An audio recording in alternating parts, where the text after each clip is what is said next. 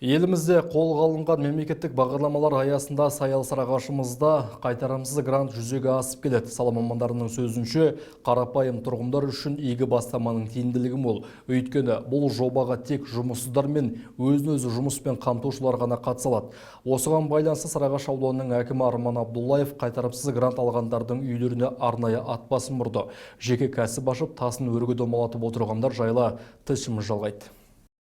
Бүгінде елімізде кәсібін ашамын деген азаматтарға қолдау жетерлік. Аудан әкімі Арман Айдарова қайтарымсыз грант алып, кәсібін дөңгелетіп отырған тұрғындардың қазіргі жай күйімен арнайы танысып шықты. Ең алдымен Жібек Жол ауылдық округіне қарасты Зортөбе ауылының тұрғыны Назипа Аталова. Ол қазіргі таңда нан өндірумен айналысады. Аталмыш бағдарлама тиімді болған тілге тиек етіп, өз ризашылығын жеткізді. Біз нанмен айналысып жатырмыз. Қайтарымды грант бізге өте жұғымды болды. Біз қуаныштымыз отбасымызбен. Қайтарымсыз гранттар көп болсын, жастар өсе берсін, қолдана берсін. Бір күнде қанша нан жабасыздар? Біз енді заказға қарап 170 жауып жатырмыз. Ең кемі? Ең кемі 100 ғой сол.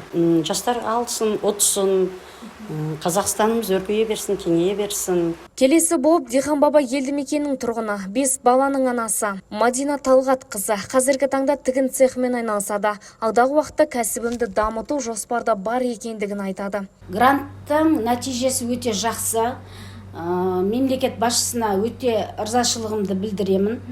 Осындай біз сияқты кәсіпкерлерді қолдап, қол ұшын беріп, жаңағы қолдап отырғандарына үлкен алғысымды білдіремін. Грантты мен өз күшіммен ұтып алдым. Қазақстанның брендін дамытсақ деген ойдамын. Дәл қазіргі уақытта 3 адамды жұмыспен қамтып отырмын. Өзіммен 3-ші адам. 2 адам жаңағы жанымда көмекші болып жұмыс жасайды. Әрмен қарай Ақжар ауылдық округіне қарасты Қисары қой шаруашылығының басшысы Досан Асанұлы. Ол кәсіп бастағанына дән риза, және де осы кәсіп түрін алдағы уақытта дамытамын дейді. Айта кетсек, өңірімізде ұлттық жоба аясында 94 адам грант иегері атанған. Жалпы жеке кәсібін ашуға ниеттенгендерге көрсетілетін бұл қолдау соңғы жылдары азаматтардың тірлігін тиянақты етуге сеп болған. Фариза Мүслім, Ережеп Тұрғынбаева, Сәт телеарнасының жаңалықтар қызметі.